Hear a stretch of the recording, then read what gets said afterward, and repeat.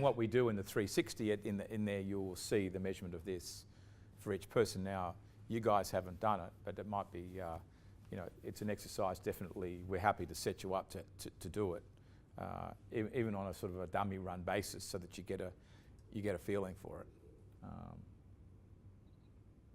So Leon, you want to? So, as we mentioned, that in the 7 areas, you know, it identifies the top 10 strengths and the struggles. And your role really would be to just help that person understand, can they improve in these things, and is that part of the coaching plan? And where there's a gap of 2 between the self-perception and what others think, those are definitely worth probing, because they're probably a sort of a check in there. It's a blind spot. Definitely a blind spot. And then the development areas, same thing. Gaps of 1 or more, probably worthy of discussion. There will be some differences. And this is what it would look like. So in the leadership performance strengths, these are the top 10 out of the 75 questions that people have rated. The person's self-assessment is here, and then everybody else's rating is here. Anybody see anything that sort of stands out?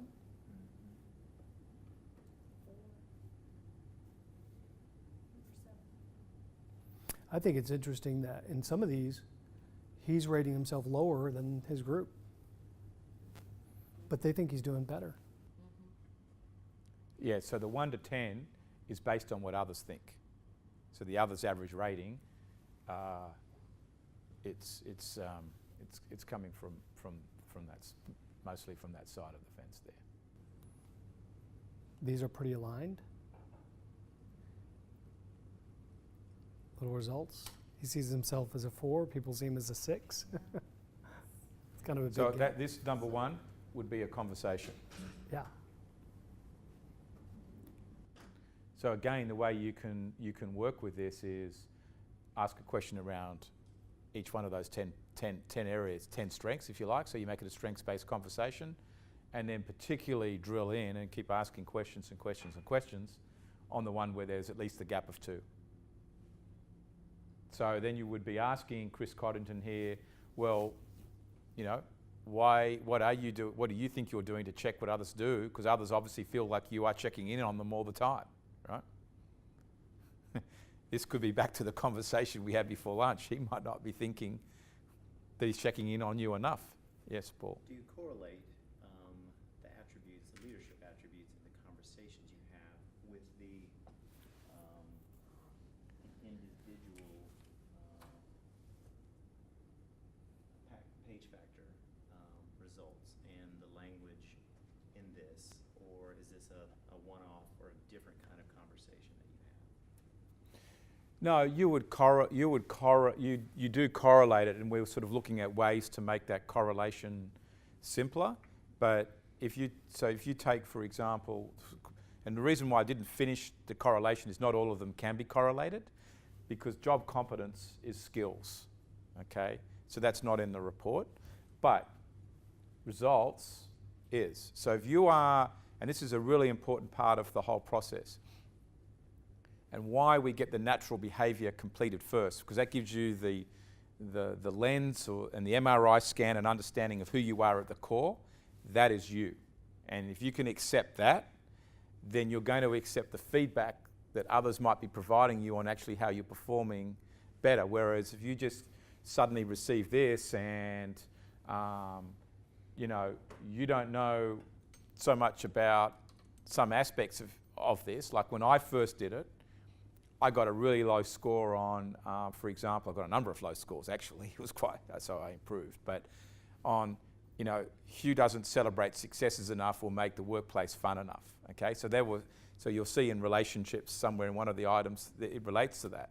And I thought, okay, I'm disappointed in that because I've taken everybody out to some dinners and we've done A, B, C, D. But obviously, it's my overall demeanour around the office is not right, right? Okay, so, but then if you go and look at the fact that I'm a results-driven leader and I'm not as relational as a person, you can see why others might be thinking that. And then it becomes, okay, what do I need to do to grow in that area? Does that make sense? Mm-hmm. So you will see that like the results-driven person, anyone who's an initiator, influencer, strategist should probably be high on most of those. You would expect them to be high. If they're not high, because they are a results-driven person, if they're not high on these ones, then there's something seriously going wrong. They are, operating way out of their zone. Whereas if you are an initiator and you're high on results-driven, but some of your relationship-building items are lower, then, okay, you're being who you are, but that doesn't necessarily mean that you're being emotionally intelligent. Does that making sense? So that's the framework for approaching it. And of course, the next part of this is you're going to see your leadership struggles. So for these ones, there's quite a mixture in there where he's reasonably strong at. Okay. So that's how that works. So we could flip Leon to the struggles. So there is a correlation. Yeah, this is struggles. Yeah. Okay, that was the struggles. Yeah, okay, yeah. This is probably going to be tough. Gives ongoing feedback, for example. Yep, that's. Gave himself a 4, but the group sees him a little higher. Yeah. Still from 7.0, that's. And the reason that we're emphasising this difference here is because, particularly where it's lower, that's actually a confidence issue. And so when we're measuring the confidence score later on, that all gets taken into account. Those gaps are all getting added up as well in the overall performance index. Because if you think you're lower than what everybody else does, then you've got a blind spot about that and you mustn't be as confident in yourself. Whereas if your rating is always higher, that could be, whether that, I don't like to use psychological words like narcissism, but it could be that, and you're at least being overconfident and over believing in what your strengths are. And so both are a blind spot, really, if the score is 1 or more graded, certainly 2 or more. That would be the items. That's what that really we're emphasising to focus on in the conversation. What do the numbers mean before the leadership? So they're the rating item. So in the assessment, there are 75 attributes across the 7 areas.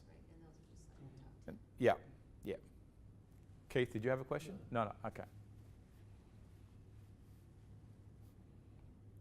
So this really is about, the natural hardwired behaviour is a lot about how you should perform based on who you are and how we predict you'll perform. This is about how you are performing.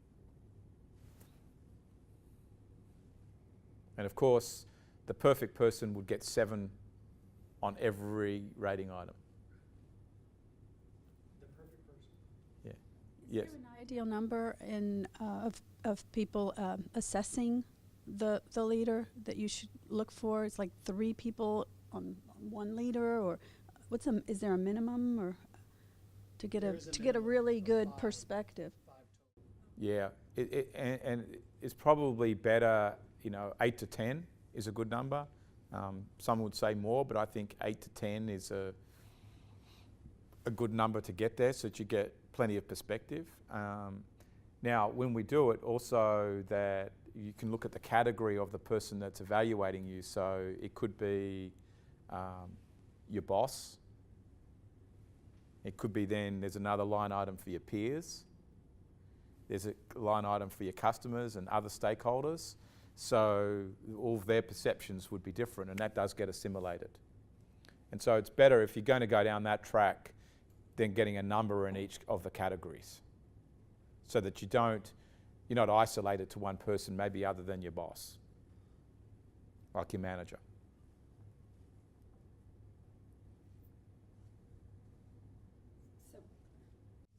I've never done 360s or had one done on me, so I'm just trying to get an idea of how, if you advise a client as to the best way, where to administer it, and how their circle should reach within the organization, or 5 touch points of that person, departments they'd interact with, or would you actually just sort of guide us on a case-by-case basis as to how you would recommend we'd administer that instead of a rule of thumb? Correct. Yeah. Okay.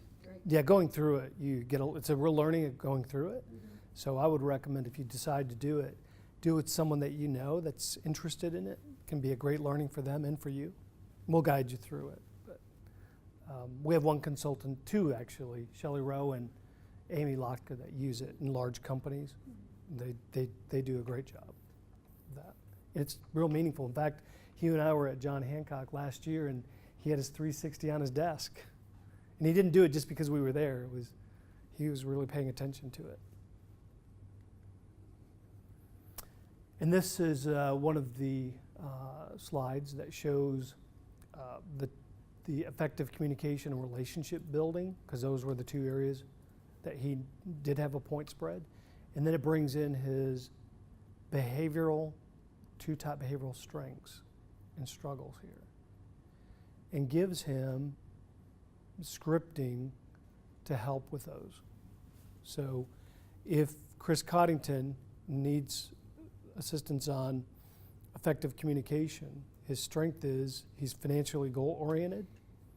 His struggle could be cutting corners to get to the goal. Ask him a question. How driven are you to shape yours and others' future to succeed? And continuing to communicate the vision. So it's a great strength and struggle review for the consultant to use to help them in those areas that were gaps. And the intention here is that now you know how you are performing, your way out to grow is going to be leveraging your strengths and focusing on your strengths and managing the struggles. So that's where what we've really done is we've taken the individual's two struggle areas there, and then we've applied their two greatest strengths and the related struggle to provide a mapping of this is how you now step out and your starting point to improve. Now, of course, that could vary a little bit depending on some of the specific items in there, but as a general overall plan, that's how that's been built. Any questions? And then this is just an appendix page on each area. This is job competency. Shows the questions. And this is, others, ratings, the self-perception, and opportunity. So it gives a side-by-side view of the person's overall self-assessment, the raters, and then sort of where the opportunity is to get to 7. Did he rate himself? I'm sorry. Did he rate himself a 0 on those indicators that are 0? I'm sorry. Yeah. So that's just the graphics there, Paul. Yeah. He's rated himself 6, for example, there, and then the others have rated him 5.2. So he's self-perception gap's 0.8. That's okay, but he's still got between 5.2 and 7 of growth. So he's got a little area or a little way he could grow. But actually, that's not a bad mixture of numbers on there. That one you wouldn't get too worked up about. That's pretty close. Okay, to summarize, he will have done the natural discovery process first. Yep. We won't let them do this without having done that. Right, so they've done that. And then this is a different type of assessment where there's 75 questions or whatever. Like, is there 75 questions? That he does on himself. And then when you select whoever's going to then evaluate him, they're not doing a natural discovery. They do not have to, but a lot of times they have. Their natural discovery doesn't find its way in here. Okay. But they're rating him. Now, generally, if the organisation's had everybody go through natural behaviour, they've done their own. Right. But they don't have to participate in this. No. Right. No. Okay. And so then to go back to Monique's kind of question of the selection process of who actually is going to participate in this exercise. Is it then should it be a mixture of employees, customers, whatever? I mean, or is it just internal only, or is, I guess? I think the general starting place is generally internal. Because they're seeing how you work operate in the workplace. But you can do it to be customer focused. In fact, we've created one for advisors, financial advisors, and that would capture the team and the clients. I think one thing in the selection of the individuals, and I've seen this, it's important if they have direct reports or peers that, you know, it's done where everybody's sort of equally participating. You don't want it to be where, and I've had this happen, where they'll provide a list, the leader will, and it's the people that they think will rate them high. So you've got to be somewhat discerning that you provide, this is an objective sort of point in time. Yeah, so how do you get, how is that put together? Is it the person being evaluated? Is he going to determine who participates? He sometimes does. Sometimes she, it's his I mean, boss, sorry. depending on if he's working for somebody. Sometimes it's him or her. I would imagine as the coach too, you need The to coach, you would, suggest that's where you would weigh in on that. what are the touch points, which other departments do you come into contact with? That's just thinking Would maybe be- he was saying a minimum of 5. Yeah, or 8 to 10. Yeah, okay, right. Yeah. Okay. And then I would think if you're gonna do outside, you know, clients or people in the sales Suppliers. role, not everything's gonna apply. I would almost Yeah. wanna have a separate Yeah. one for that because they're not gonna rate you the same way. That's somebody why else is having gonna rate you. external Questions are people- gonna be So different. this one wouldn't be done with clients, but the financial advisor one is a lot more attuned to the types of things that clients would be exposed to in terms of how the person operates. But I would want it to be only clients, Yep. not a Yeah. mixture. I would think I you'd agree. rather go internal or external, but not both. Well, I and don't think it would serve you. You'd be confused with the I results. think in one case, if somebody was leading supply chain, their client, the vendors you might want them to weigh in on it. You know, key people, a vendor But- relationship, but that's. But also in here, you'll see a graph come up later. It's extremely busy, but you actually identify whether you are the client or whether you are the person in house, so they're not mixed up. So, Yeah. okay, good. Yeah. So you have that Mm. opportunity to Yeah. Correct. get Yes. a very, okay, that So you makes it a can- cleaner report. You can get a much cleaner report. Yes. Yeah. Yeah. So Yeah, it's you can see it. segmented. We're just showing you the summary here, but See, I'll show that you. that can be segmented. Mhm. Yeah. But like an outside vendor may not be able to really answer all That's right. You 75 gotta be questions careful because in they the- wouldn't know, Yeah. Not applicable. Yeah. not applicable to them. Yeah. Right. Yeah. But I think that, for you would have to guide the individual who's trying to set it up for a very positive feedback. You know, you have to insist on a balance. You do. You Where do. do we get, I really want you to have the full benefit of this anonymous feedback by going as far-reaching as you can, Mhm. you know, broaden the net. It's only for your improvement, right? Right, So, right. You just, you know, have to but sell it because they're not gonna wanna go there. because if they do sense that there's any sort of feedback that's negative, you know, they'll be apprehensive. 360s can be scary for some people. Well, they've It's lost gotta be- jobs over it. Some have been in Yeah. the wrong hands. Well, Some and have I'm- been administered. It can be It can. explosive in the Punitive. wrong hands. Yeah, it's got to be. So I'm kind of nervous about Yeah. that. Now, I'm thinking lot of a times. company they've got 4 managers, and then each of those managers has downline. And so, would you possibly look at how the managers rate each other, Yes. And then down. and then do downline as a you're separate assessment? That So would 2 be it. different 360s in essence. Well, it could be the same 360, but you're segmenting inside it. You would choose what's your relationship with the person, and there's some categories. Okay. So the peers, the managers would be in the peers category. Gotcha. There's 4 of them. That result gets consolidated, and then there is then there's the team. Now, But if you're going to for do it on that all 4 summary there, managers- it's all blended together, but there's a table that comes out at the back that shows the segmentation, and that's what you would work with. You can't do less than 4. I mean, you can't do less than 5. Right, Is the five minimum. is the minimum you'd want. 5 is the minimum. You'd have to do 4 360s. So if all managers wanted to be assessed, you'd have to do 4 360 programs. That's correct. So one key is initiating that as a company can be challenging because some of the direct reports are taking multiple 360s. So you sort of stage it so everybody doesn't feel like they're doing 360s on everybody. Did you have a question?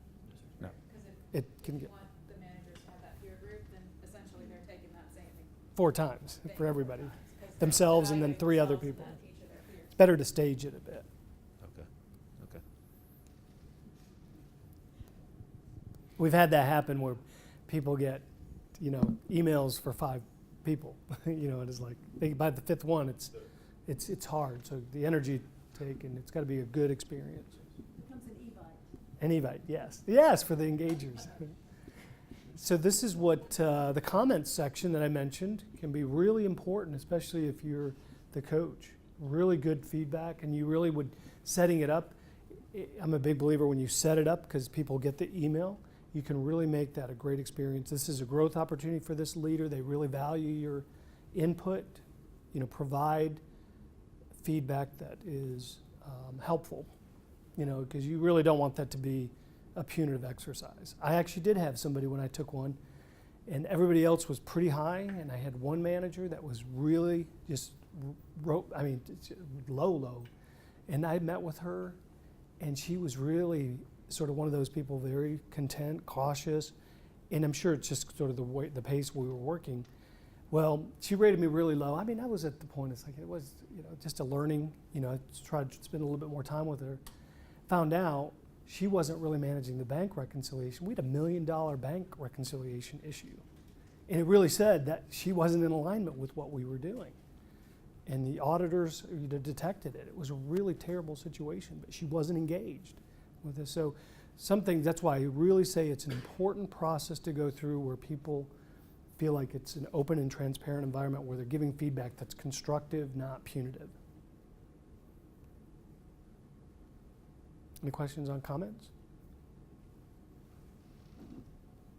And to the extent that this isn't tied to your salary in any way, or to your year-end performance, that you can make this truly just a development tool for leaders, it's more effective, especially like in the case that Leon just described. If I have a thing about not liking Leon, and I know that what I write could affect his job, at the end of the year, or his salary or something else, that's where 360s become a little dicey. If you can divorce this process from a performance review or some sort of salary at the end of the year, you can get richer information from it, and people feel a little bit safer accepting the information too, when they know that it's not tied to their performance review or their plan. You can certainly take information from this and add it to things that you want to see improved about that leader, but to the extent that you don't tie it to their salary or their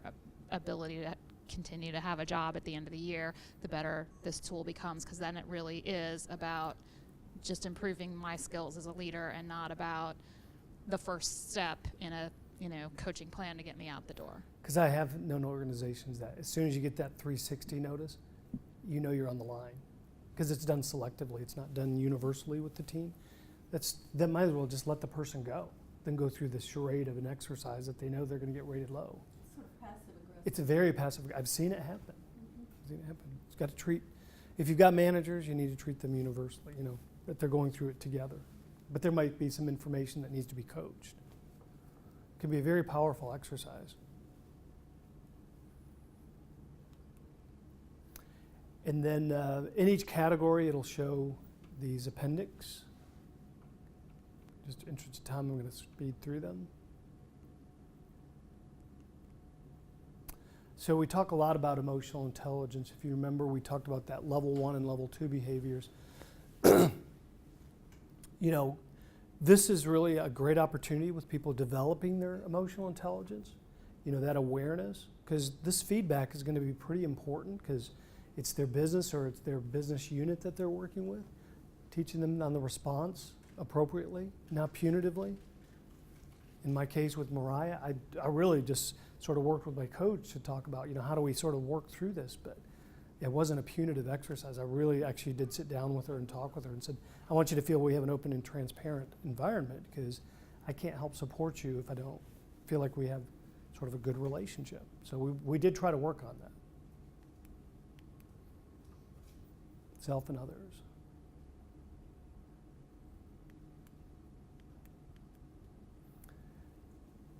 The EQ working model, really important. I think this is, in our natural and instinctive behavior, which we've talked a lot about over the last 2 days, but, really to be that leader that really balances relationships and in results. It's not easy for more intense profiles, but it's really learning how to leverage the team or the individuals that you're working with. Self-management, social awareness, relationship management, because we have to do that.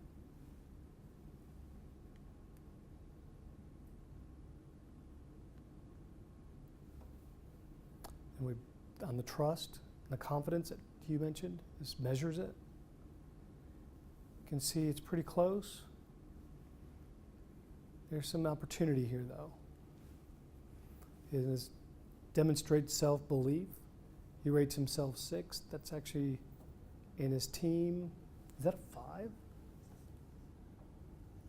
It's okay. It's 1 from the scale. So they rate him 6. So he doesn't have any self-perception issues, but he has an opportunity of 1 to get to 7. Maybe he's happy being at a 6. But there's opportunity here. Positive energy, 7. Team sees a little bit of a gap there. All of these things sort of build trust, confidence. Does it make sense how this chart works? Okay. Same thing, business values. This is the chart that he was mentioning that shows the managers, the peers, direct reports, and other. So there's the self-rating, the consolidation of what everyone else thinks, the manager, the peer, direct reports, and other, which could be customers if you wanted to do that. And then it's all segmented out. A lot of detail, a lot of data. Great for Keith. And that's all 75 questions. All Yep. 75, yep. Yep. I'm curious, do you find that people tend to stay away from 1s and 7s as far as ratings go, just because they don't like to be at the extremes of the scale? I think not so much the 7s, but the 1s. But people generally rate themselves a little higher than what they are. So, Yeah. On that area, that would be the blind spot. But I've also seen where people rate themselves lower than the rest of the folks, similar to what we saw. That's always an interest, because that's another set of issues. You want to build confidence for the person, help them understand that.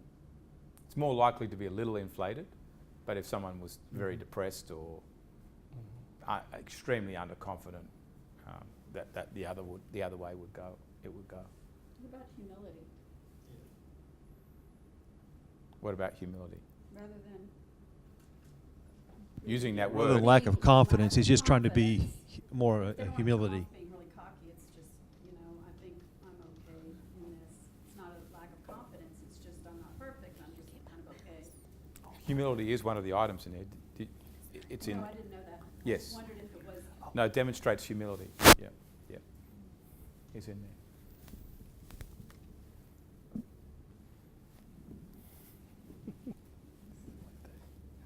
But that is the tension between being out there enough and demonstrating the confidence, and being slightly within yourself, and not too much outside of yourself. Fine line.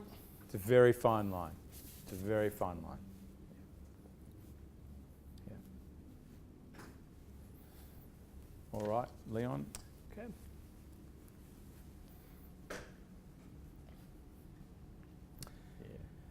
think we'll sort of breeze through this. We don't need to do this Yeah, really. these are some of the questions that you can actually ask when you go through a 360, top 5 issues you want to address. And obviously, they'd be surfaced in the reports.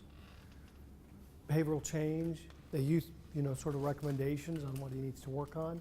And remember those powerful questions. Does anybody have questions on the 360 process? It honestly does not sort of resonate until you go through it. So I'd encourage you, if you know anyone that you can do it with, and we'll certainly help you through it.